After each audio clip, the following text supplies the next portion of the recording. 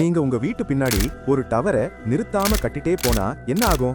டே 1 நீங்க உங்க வீட்டு பின்னாடி செங்கலும் ஏணியும் வச்சு ஒரு டவரை கட்ட ஸ்டார்ட் பண்றீங்க. பக்கத்து வீட்டுக்காரன் உங்களை பார்த்து சிரிக்கிறான்.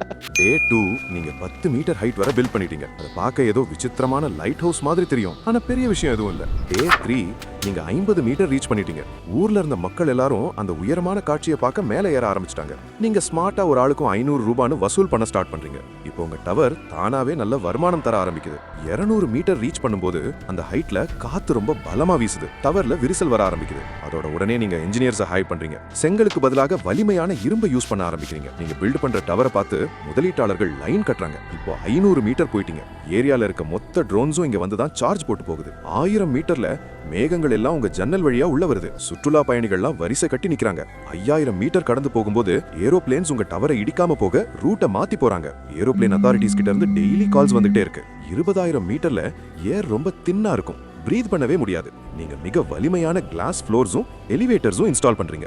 1,00,000 மீட்டர்ல அபிஷியலா நீங்க ஸ்பேஸ் ரீச் பண்ணிட்டீங்க. உங்க டவர் இப்போ சீப்பஸ்ட் லான்ச் பிளாட்ஃபார்ம் ஆகுது. உங்க டவர் உலகின் மிக குறைந்த செலவு ஏவுதளம் ஆகிடுச்சு. 4,00,000 மீட்டர்ல உங்க டவரோட டாப் ஃப்ளோரை சுத்தி சேட்டிலைட்ஸ் எல்லாம் சுத்துது. இப்போ உங்க டவர் மிகவும் உயரமாகிடுச்சு. அதோட அடிப்பகம் பூமியில இருக்குது, ஆனா மேல் பகுதி பூமியை விட வேகமா மூவ் ஆகுது.